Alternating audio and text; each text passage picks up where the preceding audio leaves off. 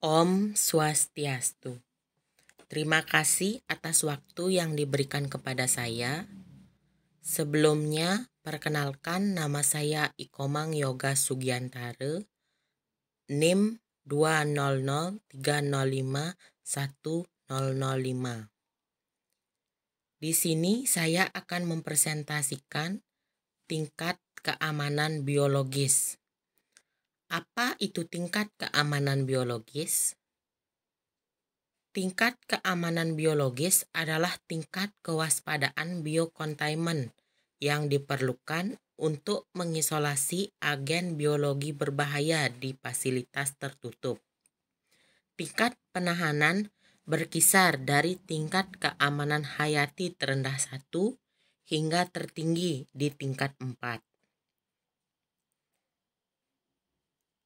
Ada 4 tingkat keamanan. Ini disebut BSL 1 sampai BSL 4. Yang pertama, tingkat keamanan biologis 1.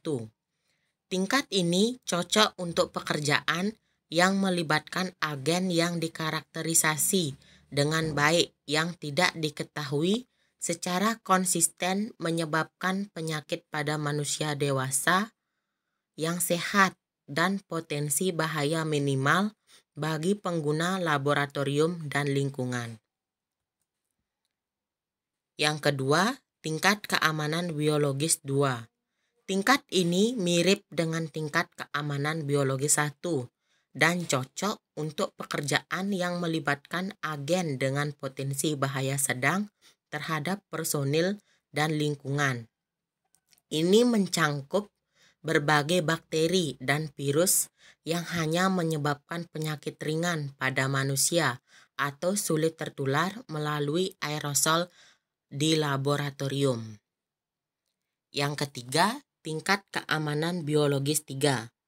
Tingkat ini berlaku untuk fasilitas klinis, diagnostik, pengajar, penelitian, atau produksi di mana pekerjaan dilakukan dengan agen atau eksotik yang dapat menyebabkan penyakit serius atau berpotensi mematikan setelah terhirup.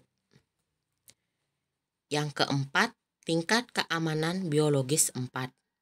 Tingkat ini diperlukan untuk bekerja dengan agen berbahaya dan eksotik yang beresiko tinggi terhadap infeksi laboratorium yang ditularkan aerosol, agen yang menyebabkan penyakit parah hingga fatal pada manusia yang tidak tersedia vaksin atau perawatan lain. Selanjutnya yaitu tugas berisiko. Untuk operasi laboratorium yang khas, klasifikasi tingkat keamanan biologis mudah digunakan berdasarkan kondisi khusus laboratorium, anggota fakultas yang bertanggung jawab atau LS atau LSS bertanggung jawab untuk menerapkan praktik yang lebih atau kurang ketat. Risiko diperhitungkan sebagai berikut penilaiannya. Yang pertama, patogenesitas, yaitu kemampuan organisme untuk menyebabkan penyakit. Yang kedua, virulensi, tingkat keparahan penyakit. Yang ketiga, rute transmisi parental, konsumsi, paparan membran mukosa atau inhalasi. Organisme seperti M. tuberculosis memerlukan pengendalian yang lebih ketat daripada organisme yang ditularkan melalui kontak langsung, misalnya HBF. Stabilitas agen, kelangsungan hidup di lingkungan atau kelangsungan hidup yang berkepanjangan, pembentukan spora. Yang kelima, dosis infeksi, dosis yang diperlukan untuk menyebabkan infeksi pada manusia atau hewan. Yang keenam, resistensi antibiotik. Yang ketujuh, pengguna DNA rekombinan, salah satu faktor risiko di atas dan modifikasi harus dipertimbangkan. Selanjutnya yaitu faktor eksternal yang harus dipertimbangkan dalam penilaian resiko.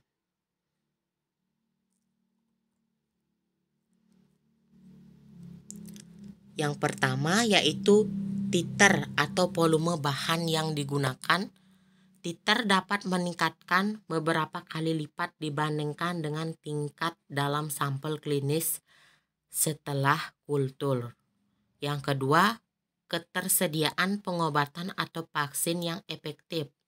Yang ketiga, sifat kegiatan, misalnya potensi percikan, volume yang digunakan, keterampilan, dan tingkat pelatihan pengguna.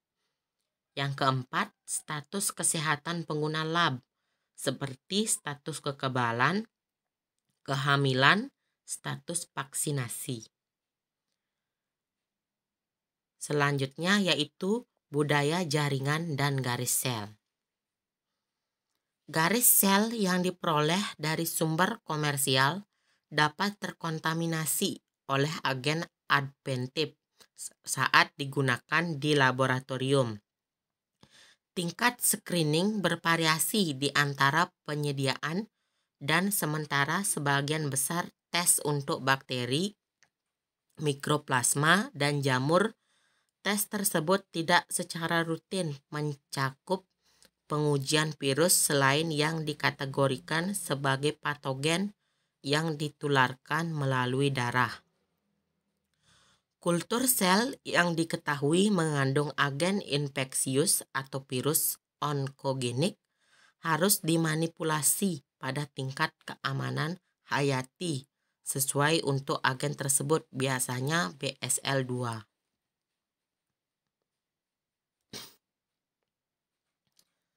Selanjutnya yaitu lembar data keselamatan untuk zat menular. Lembar data keselamatan atau SDS untuk produk kimia telah tersedia untuk pengguna lab selama bertahun-tahun. SDS ini dibuat untuk personil yang bekerja di bidang ilmu hayati sebagai bahan referensi keselamatan cepat yang berkaitan dengan mikroorganisme menular. SDS disusun untuk memuat informasi bahaya kesehatan seperti dosis infeksi, viabilitas termasuk dekontaminasi, informasi medis, bahaya laboratorium, tindakan pencegahan yang direkomendasikan, informasi penanganan dan prosedur tumpahan. Maksud dari dokumen-dokumen ini adalah untuk menyediakan sumber daya keselamatan bagi pengguna laboratorium yang menangani zat-zat menular ini. Karena pengguna ini biasanya bekerja dalam lingkungan ilmiah dan berpotensi terpapar pada konsentrasi yang jauh lebih tinggi dari patogen manusia ini daripada masyarakat umum. Terminologi dalam SDS ini bersifat teknis dan terperinci, berisi informasi yang relevan secara khusus dengan pengaturan laboratorium. Selanjutnya yaitu kontrol teknik dan peralatan laboratorium. Apa itu kontrol teknik dan peralatan laboratorium? Kontrol teknik adalah perangkat dan peralatan yang mengisolasi kemungkinan bahaya dan kompensasi kesalahan pengguna. Mereka berfungsi dengan minimal masukan pengguna. Selain pertimbangan kelistrikan dan mekanis, peralatan laboratorium mungkin memiliki bahaya yang terkait dengan bahan yang digunakan di dalamnya. Oleh karena itu, sebelum menggunakan suatu peralatan, diperlukan pelatihan untuk aspek operasional. Mungkin juga ada persyaratan khusus untuk memindahkan mesin canggih. Dalam hal ini, pelanggan, petugas layanan harus dihubungi atau manual pengguna ditinjau dengan cermat. Selanjutnya yaitu lembar keamanan biologis atau BSCS.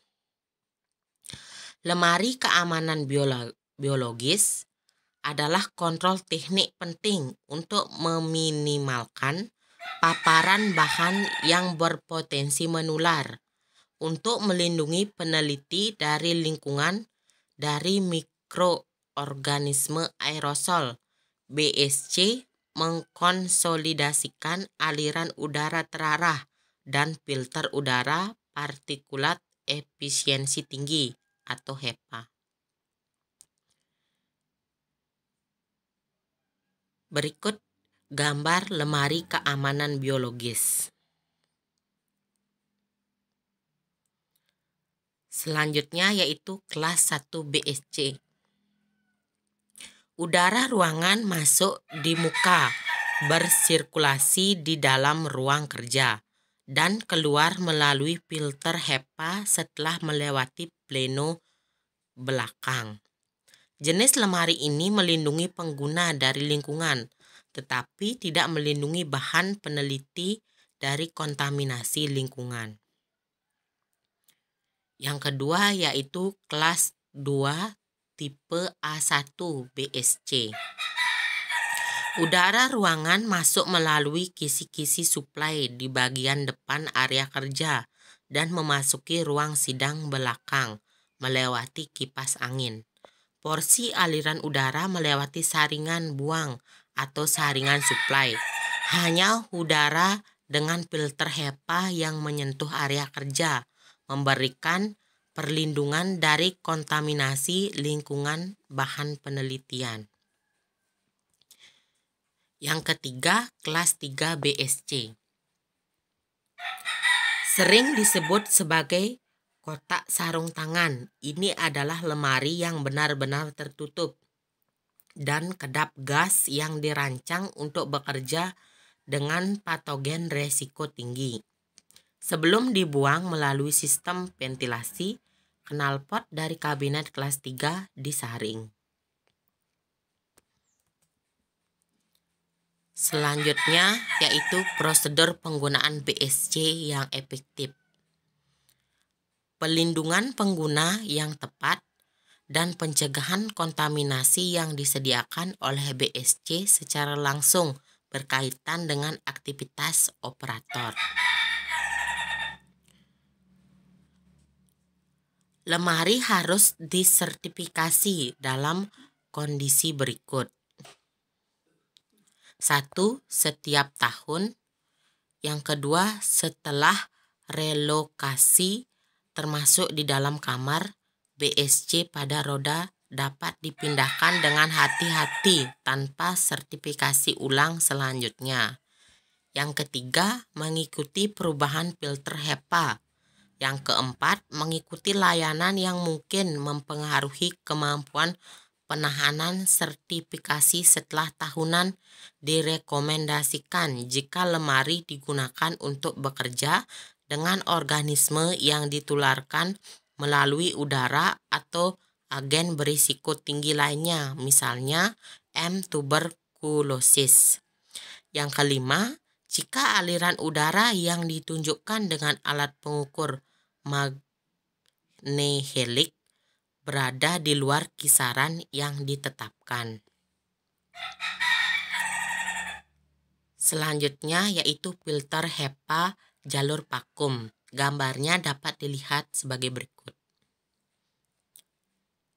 Saluran vakum memerlukan perawatan berkala dan sangat penting untuk memastikan bahwa paparan bahan penelitian dapat dicegah.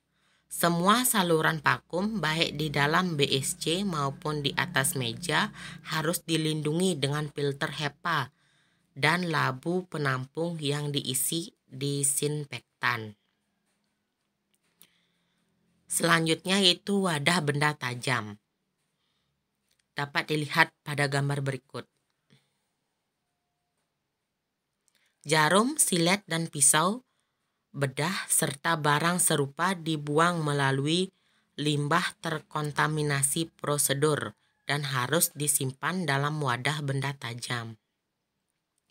Benda tajam atau benda tajam yang dibiarkan tergeletak secara tidak benar dapat menyebabkan luka. Jadi wadah benda tajam harus disimpan sedekat mungkin dengan tempat barang-barang ini digunakan jika memungkinkan dalam jangkauan tangan. Selanjutnya yaitu perangkat jarum yang aman. Perangkat jarum aman termasuk sistem tanpa jarum dan benda tajam yang memiliki fitur perlindungan otomatis. Perangkat ini menghilangkan paparan dan meminimalkan risiko pemotongan.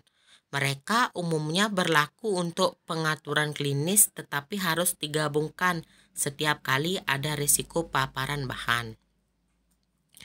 Keamanan sentrifuge. Kecelakaan sentrifus dapat melepaskan sejumlah besar bahan infeksius dan aerosol. Selanjutnya, pemandian air. Dalam kasus kontaminasi rendaman air oleh organisme yang diinkubasi di dalamnya atau melalui amplifikasi organisme air atau udara, disarankan untuk menggunakan desinfektan berbahan dasar yodium atau fenolik untuk rendaman suhu menengah. Pemandian air tidak boleh ditinggalkan semalaman atau bila tidak dijaga untuk waktu yang lama. Selanjutnya yaitu kriostat. Dekontaminasi kriostat harus dilakukan secara teratur dengan disinfektan rumah sakit tuberkulosidal yang tepat. Jangan pernah membersihkan puing-puing dari pisau dengan tangan. Selalu gunakan sikat yang tepat atau alat mekanis lainnya untuk mencegah kontak dengan mata pisau. Saat mengganti bilah, gunakan sarung tangan pelindung dan tang atau penjepit untuk menangani bilah. Rendam pisau terlebih dahulu dalam larutan disinfektan sebelum dibersihkan. Ini akan menurunkan populasi mikroorganisme yang layak. Selanjutnya yaitu mixer, sonikator, dan blender. Mixer, sonikator, dan blender adalah sumber aerosol dalam jumlah besar. Tersedia model yang sesuai untuk penampung aerosol. Biarkan aerosol mengendap, lalu buka perangkat.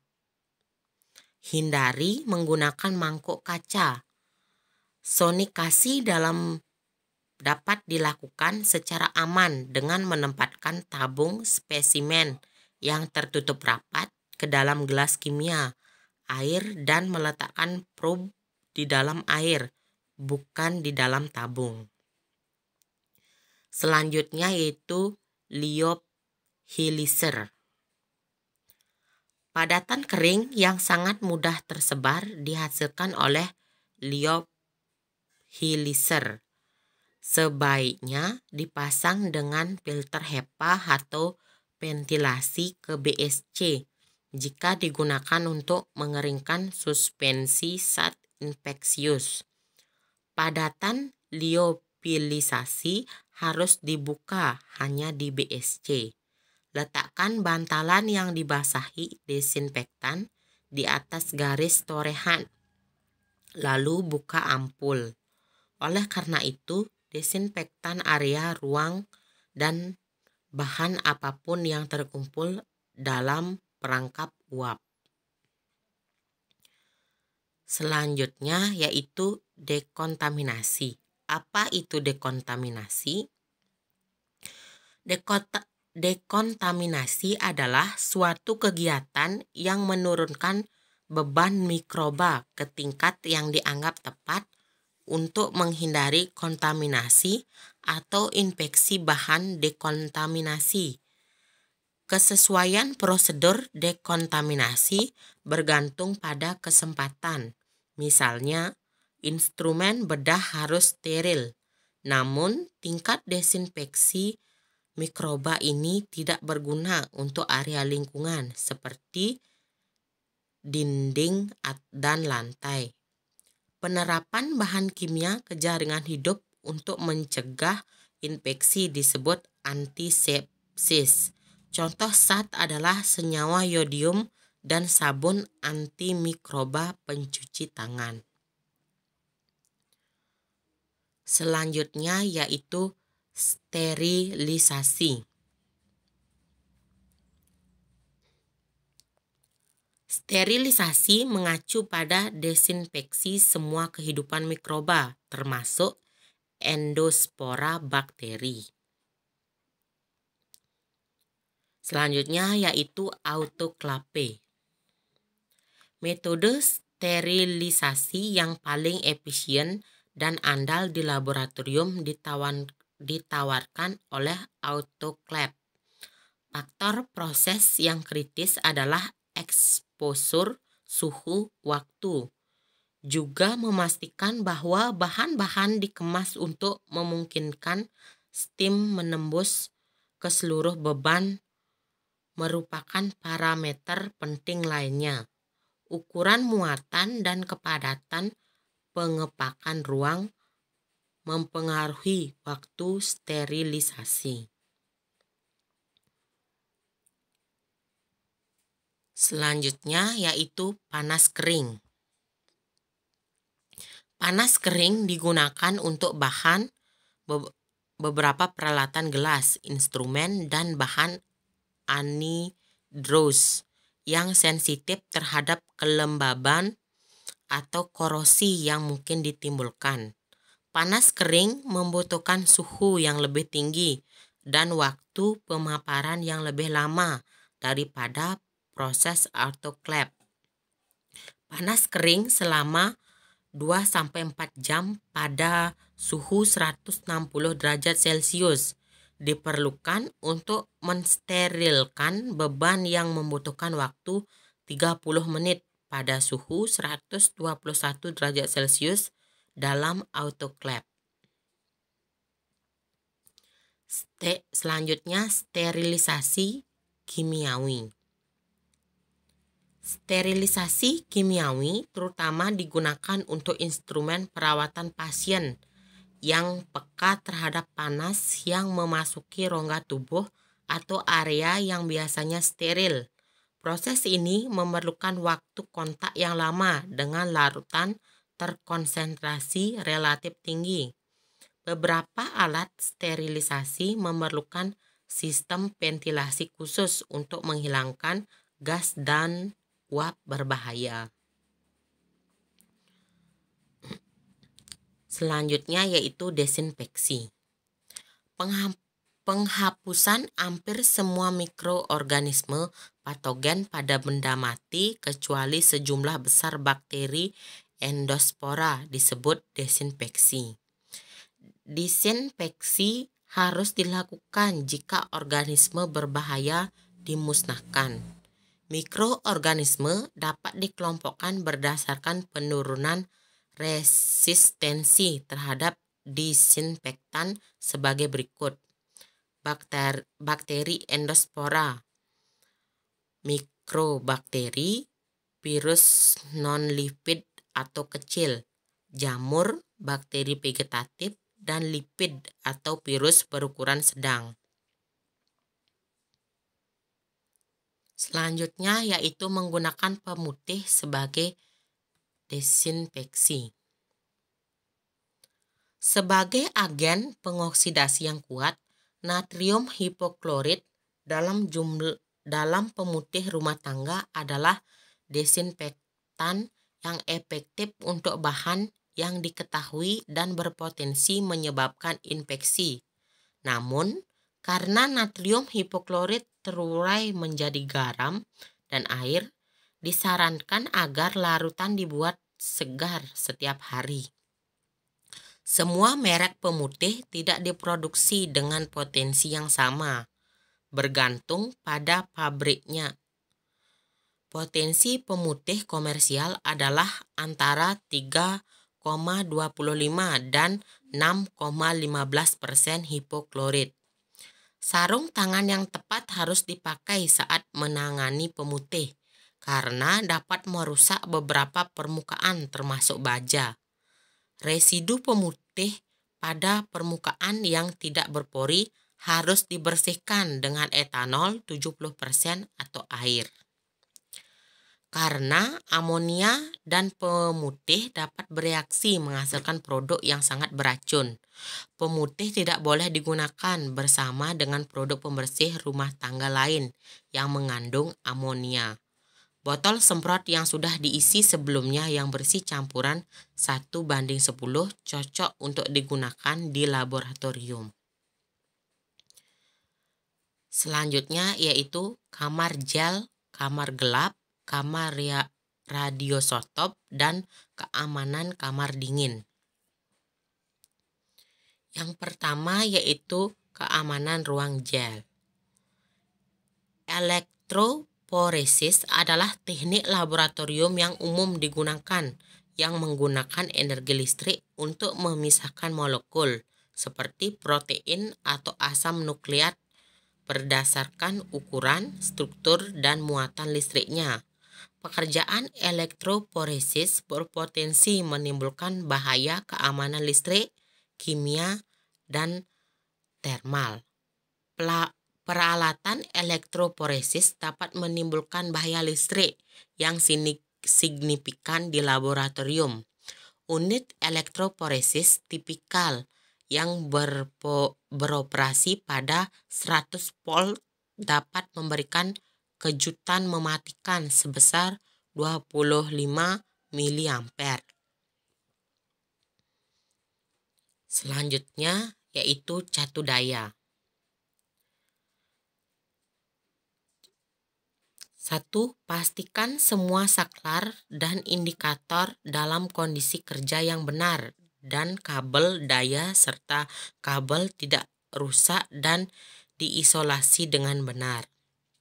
Yang kedua, beri label pada peralatan dengan peringatan bahaya listrik. Yang ketiga, hubungkan peralatan ke outlet dengan ground fault circuit interrupters. Yang keempat, gunakan catu daya dengan fitur keselamatan yang mendeteksi masalah pada sirkuit listrik. Misalnya tanpa beban berlebih, perubahan beban mendadak, korsleting, dan lain-lain. Catu daya ini adalah tindakan pencegahan saat bekerja dengan peralatan elektroporesis. Selanjutnya yaitu menghubungkan prospek. 1. Matikan catu daya utama sebelum menghubungkan atau melepaskan kabel listrik. Yang kedua, dengan sarung tangan yang kering, sambungkan satu kabel dalam satu waktu dengan hanya menggunakan satu tangan. Yang ketiga, pastikan stiker lead atau banana terpasang dengan benar.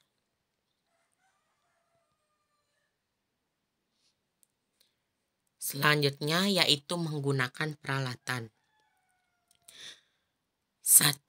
Jangan menjalankan peralatan tanpa pengawasan. Yang kedua, jauhkan peralatan dari titik arde dan konduktor yang tidak disengaja. Misalnya bak cuci atau sumber air lain, plat logam, perhiasan, aluminium foil, pipa atau peralatan listrik atau logam lainnya. Yang ketiga, ruang gel harus memiliki penutup atau penutup dengan interlock pengamanan untuk mencegah kontak tidak disengaja dengan elektrode berenergi atau larutan penyangga. Yang keempat, eksterior ruang gel harus kering tanpa larut tumpahan. Periksa ruang untuk kebocoran.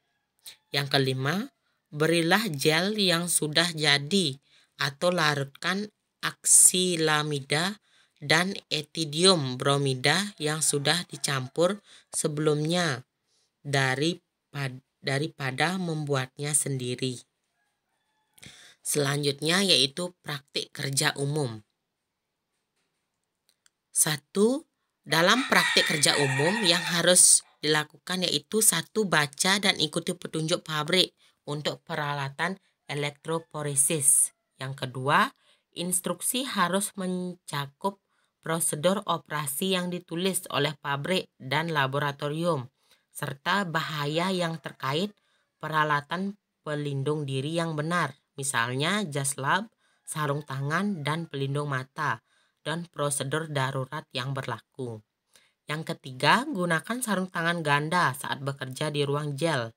Lepaskan sarung tangan yang terkontaminasi dengan aman dan buang sebelum meninggalkan ruangan.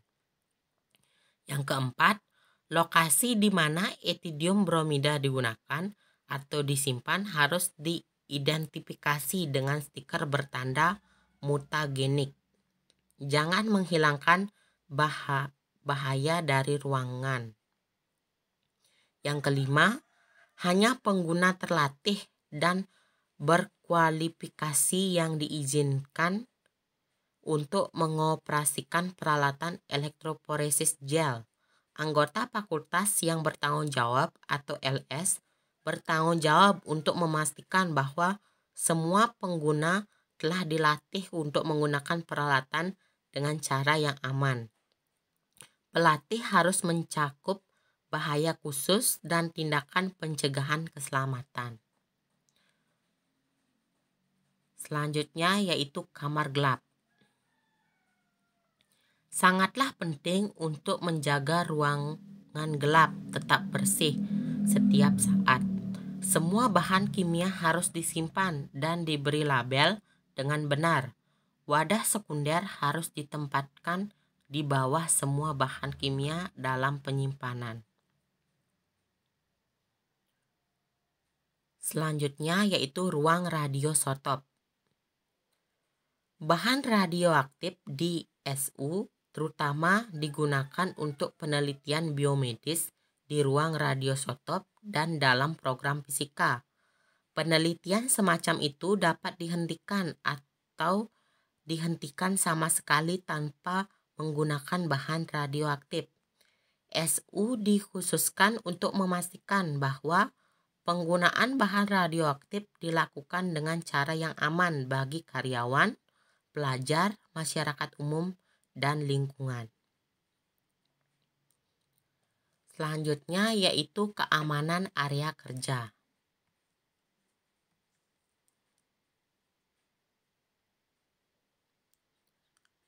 Yang pertama, semua radiosotop harus tetap terkunci. Hanya orang yang berwenang yang dapat bekerja dengan mereka. Yang kedua, pekerja harus dibatasi pada area di laboratorium dengan lalu lintas minimal. Yang ketiga, semua area penggunaan radiosotop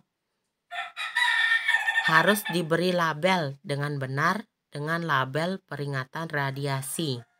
Yang keempat, penyimpanan limbah radioaktif tidak boleh dilakukan tanpa pelindung dan penahanan yang memadai, karena pengguna yang bekerja di area ini dapat terpapar radiasi. Yang kelima, bahan penyerap sekali pakai harus digunakan untuk menutupi area kerja. Dan jika terjadi tumpahan, area ini harus segera dievakuasi. Yang keenam, area kerja radioisotop harus bebas hambatan. Misalnya, catatan dan buku laboratorium harus dijauhkan dari kemungkinan kontaminasi. Selanjutnya yaitu keamanan ruang dingin. Tujuan ruang dingin adalah untuk menyimpan agen tertentu dengan benar dan melakukan pengujian tertentu pada suhu yang terkontrol.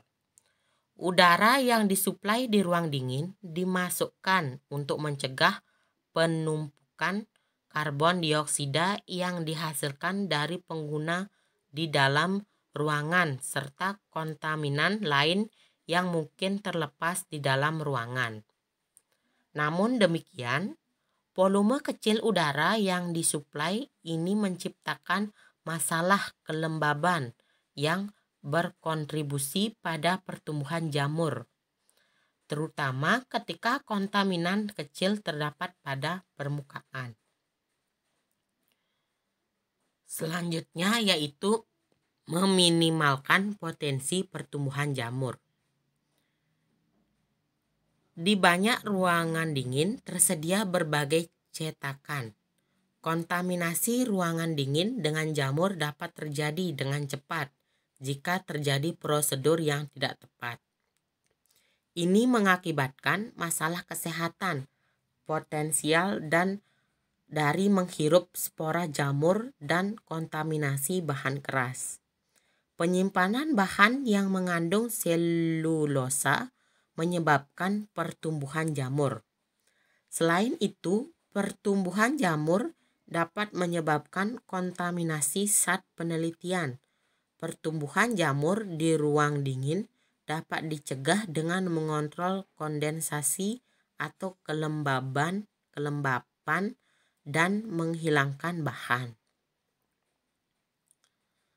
Selanjutnya yaitu penggunaan dan penyimpanan bahan kimia yang tepat. Ruangan dingin dapat mensirkulasi ulang udara yang terkandung di dalamnya.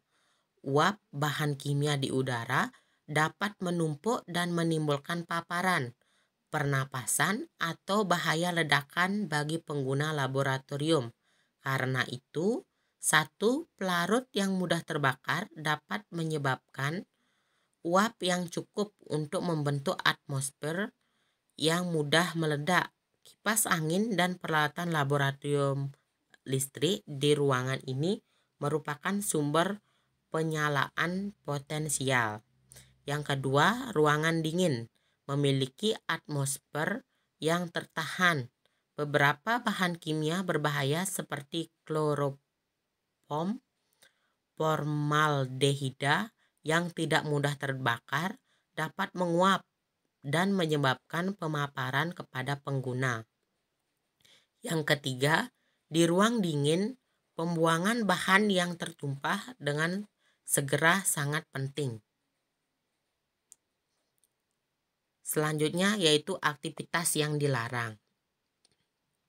Untuk memberikan keamanan bagi semua pengguna aktivitas, berikut dilarang di ruangan dingin.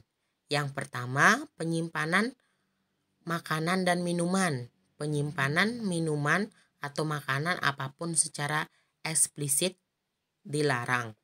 Yang kedua, penggunaan gas terkompresi. Gas yang dilepaskan dari inkubator di ruangan dingin dapat menyebabkan penurunan tingkat oksigen yang mengakibatkan kemungkinan sesak napas.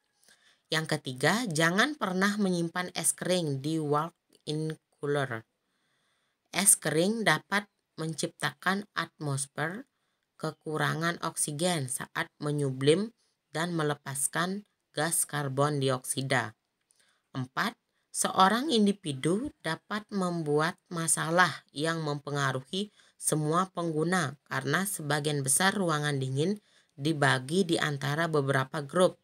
Jika ada masalah, anggota fakultas yang bertanggung jawab atau LS dan terlebih lagi semua pengguna harus mengambil tindakan yang sesuai untuk menyelesaikan masalah tersebut. Selanjutnya yaitu darurat, sambungan, dan tumpahan. Jenis keadaan darurat. Yang pertama yaitu bencana akibat kebakaran, banjir, dan gempa bumi. Yang kedua yaitu tumpahan yang melibatkan banyak bahaya. Yang ketiga yaitu tumpahan biohazardous. Selanjutnya yaitu exposure dan cedera.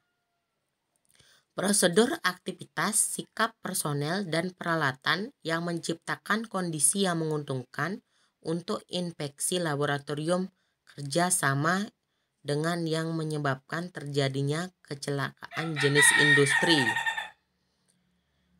Peristiwa laboratorium yang dapat menimbulkan bahaya, exposure, atau kecelakaan yang memerlukan pelaporan dapat diklasifikasikan dalam 2 kategori. Yang pertama yaitu peristiwa yang terjadi selama bekerja dengan bahan biohazardous atau di area biohazardous yang dapat mengakibatkan cedera fisik, luka bakar, lecet, atau patah tulang. Yang kedua yaitu peristiwa yang terjadi selama penanganan agen biohazardous, spesimen yang terinfeksi atau hewan yang memungkinkan pelepasan agen ke lingkungan atau pemindahan yang tidak diinginkan ke karyawan, hewan, atau biakan. Selanjutnya yaitu kontak kulit dan mata.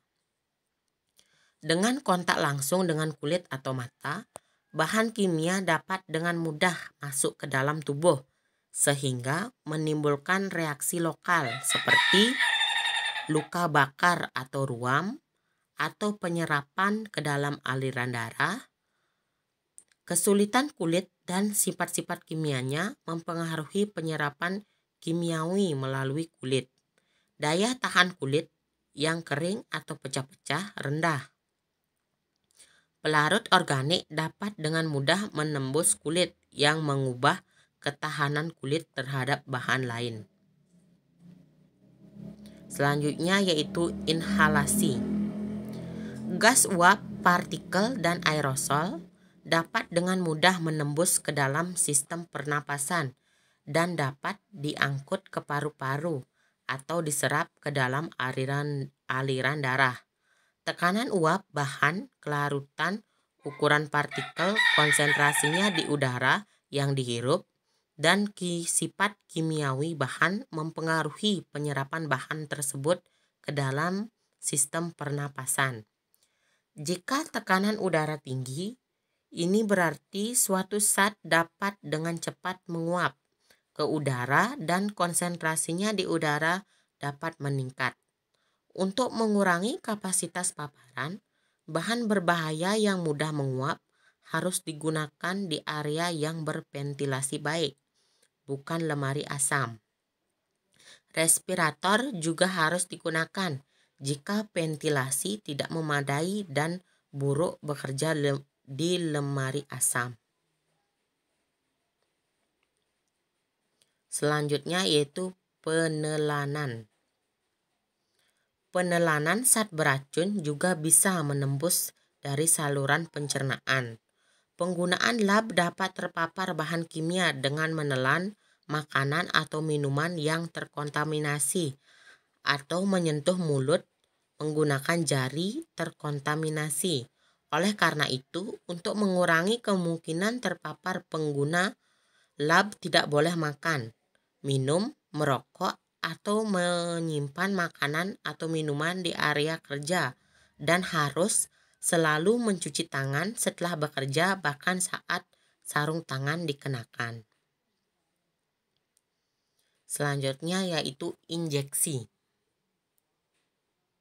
Injeksi adalah cara terakhir pemaparan bahan kimia, jarum suntik, penanganan hewan, atau kecelakaan dengan pipet, pecahan gelas atau benda tajam lainnya yang telah terkontaminasi zat beracun dapat menyebabkan injeksi, akses langsung ke aliran darah. Dengan demikian, sistem organ internal disediakan melalui suntikan. Selanjutnya yaitu tumpahan biologis. Ada 3. Yang pertama, keamanan biologis tumpahan organisme tingkat 1. Yang kedua, keamanan biologis tumpahan organisme tingkat 2, agen risiko sedang. Yang ketiga, keamanan biologis tumpahan organisme tingkat 3. Agen infeksius kelompok risiko 1 adalah agen biologis yang tidak mungkin menyebabkan penyakit pada pekerja atau hewan yang sehat, risiko individu dan komunitas yang rendah. Agen infeksius kelompok 2 adalah patogen yang dapat menyebabkan penyakit pada manusia atau hewan, tetapi dalam keadaan normal tidak mungkin menjadi bahaya serius bagi pengguna laboratorium, komunitas, ternak, atau lingkungan. Paparan laboratorium jarang menyebabkan infeksi yang mengarah ke penyakit serius. Pengobatan yang efektif dan tindakan pencegahan tersedia dan risiko penyebarannya terbatas. Agen infeksius kelompok risiko 3 adalah patogen yang biasanya menyebabkan penyakit serius pada manusia atau hewan, atau yang dapat mengakibatkan konsekuensi ekonomi yang serius, tetapi biasanya tidak menyebar melalui kontak, biasanya dari satu individu ke individu lain, atau yang dapat diobati dengan agen antimikroba atau antiparasit. Selanjutnya yaitu tumpahan melibatkan darah manusia dan cairan tubuh. Waspadai orang-orang di sekitar area tumpahan. Setiap karyawan yang terpapar darah manusia dan cairan tubuh harus membersihkan area yang terkena dampak secepat mungkin. Kenakan alat pelindung seperti pelindung wajah penuh atau masker dan kacamata atau kacamata pengaman, sarung tangan lateks, dan jas lab. Yang kedua yaitu tumpahan di dalam lemari pengaman biologis. Biarkan ventilasi terbuka. Semua barang di dalam kabinet harus didisinfektan. Tutup area tumpahan dengan handuk. Rendam area tumpahan dengan desinfektan yang sesuai. LE 10% pemutih, biarkan selama 20-30 menit. Angkat dengan bahan penyerap. Semua limbah harus di autoclave. Ventilasi harus berjalan selama 10-15 menit. Jika tumpahan meluap ke bagian dalam BSC, hubungi LS atau layanan teknis. Selanjutnya yaitu tumpahan di dalam mesin pemisah. Biarkan tutupnya tertutup dan biarkan aerosol mengendap setidaknya selama 1 jam. Beritahu orang lain di lab untuk tidak menggunakan sentrifuge dan memberitahu supervisor lab. Jika memungkinkan, pindahkan sentrifuge atau setidaknya rotor atau buket ke BSC. Yang kedua yaitu tumpahan di luar lemari biologis di laboratorium. Tumpahan biologis di luar lemari pengaman biologis akan menghasilkan aerosol yang dapat tersebar di udara ke seluruh laboratorium. Tumpahan ini menjadi sangat serius jika melibatkan mikroorganisme yang membutuhkan penahanan biosafety level 3, karena sebagian besar agen ini berpotensi menularkan penyakit melalui aerosol infeksius. Selanjutnya yaitu tumpahan di luar laboratorium pada saat pengangkutan. Jika agen biohazardous tumpah selama pengangkutan keluar laboratorium, perbedaan utama dari prosedur pertama adalah segera memulai pembersihan. Jika tidak, gunakan prosedur tersebut karena sudah terlambat untuk mencegah aerosolisasi dalam kasus ini. Lebih baik memberikan penekanan ekstra pada pencegahan tumpahan selama pengangkutan. Yang pertama, kembangkan prosedur untuk menghilangkan bahan berbahaya hayati untuk inkubasi, pendinginan, atau untuk alasan lain apapun dari laboratorium dan tegakkan kepatuhan padanya. Yang kedua, tempatkan semua bahan tersebut dalam wadah yang tidak dapat pecah, yang akan mencegah keluarnya cairan atau aerosol jika terjatuh. Ember cat 2-4 liter adalah contoh wadah yang bagus. Beri label wadah dengan simbol biohazard untuk memastikan tidak ada kesalahan yang dibuat dengan isinya. Adapun alat pelindung diri yang harus kita kenakan. Yang pertama, sarung tangan. Yang kedua, pelindung mata. Yang ketiga, jas laboratorium. Yang keempat, masker bedah. Yang kelima, respirator. Dapat dilihat itu adalah gambar sarung tangan. Bekerja dengan bahan infeksius membutuhkan sarung tangan karena fakta bahwa pengguna mungkin alergi terhadap sarung tangan lateks. Sarung tangan nitril atau vinil harus digunakan sebagai pengganti lateks. Mereka yang lebih menyukai lateks sebaiknya hanya menggunakan sarung tangan bebas bedak. Bahan korosif dan pelarut organik dapat menembus sarung tangan atau mengurangi kemampuan perlindungannya. Jadi berbagai jenis sarung tangan harus disimpan di laboratorium. Selanjutnya yaitu itu adalah gambar kacamata.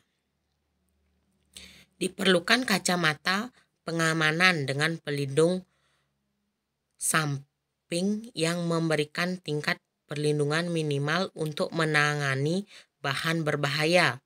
Pelindung wajah harus digunakan dengan kacamata jika ada risiko tinggi terkena percikan dalam jumlah besar atau jika pengguna bekerja dengan bahan yang sangat beracun, korosif, atau menular. Pelindung wajah juga harus digunakan untuk perlindungan terhadap radiasi ultraviolet. Pelindung wajah memiliki validasi pelindung ultraviolet dari produsen dan saat menangani nitrogen cair. Selanjutnya itu adalah gambar jas laboratorium.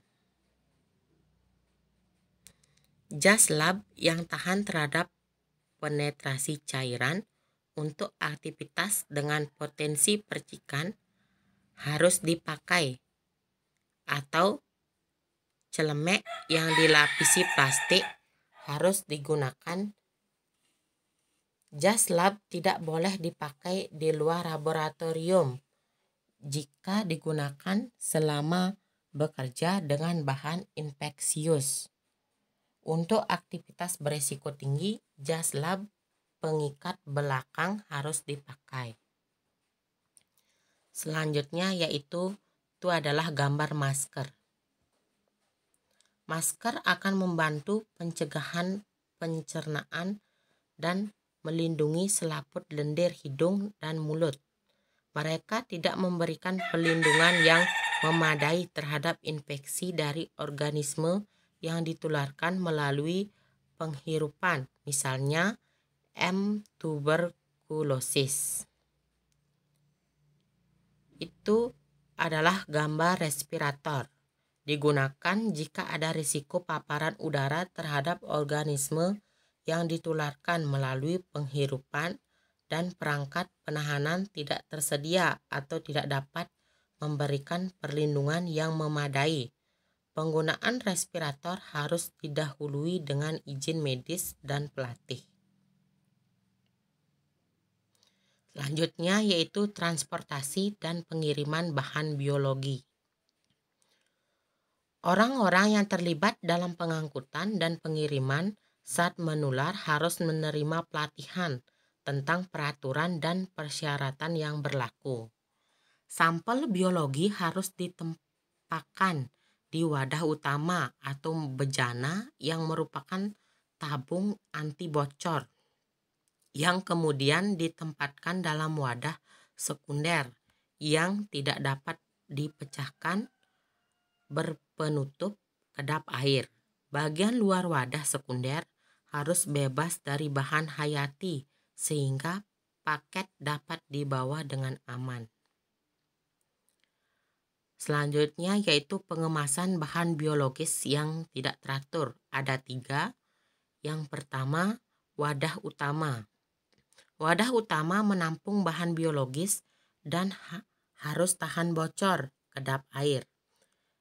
Itu dikemas dalam wadah sekunder sedemikian rupa sehingga dalam kondisi pengangkutan normal, mereka tidak akan pecah, tertusuk, atau bocor isinya ke dalam wadah sekunder. Yang kedua yaitu wadah sekunder. Wadah tahan lama, kedap air, anti bocor yang membungkus atau melindungi wadah primer. Yang ketiga yaitu wadah luar. Wadah yang kokoh dan tahan lama dengan satu sisi berukuran minimal 10 cm x 10 cm yang menampung wadah sekunder. Selanjutnya yaitu pengiriman bahan biologi. Materi biologi diklasifikasikan sebagai zat infeksius, termasuk zat biologis kategori B dan spesimen pasien. Produk biologi, organisme hasil rekayasa genetika atau limbah medis atau klinis untuk tujuan pengiriman. Pengiriman organisme hasil rekayasa genetika tertentu juga diatur. Zat penular, zat yang diketahui atau diperkirakan mengandung patogen. Zat infeksius dipisahkan ke dalam kategori berikut. Kategori A, zat infeksius yang diangkut dalam bentuk yang jika terjadi dapat menyebabkan cacat permanen, penyakit yang mengancam jiwa atau fatal bagi manusia atau hewan. Sekian presentasi dari saya. Mohon maaf apabila ada salah kata dan pengucapan dalam presentasi saya. Akhir kata saya akhiri dengan Parama Santi. Om Santi Santi Santi Om.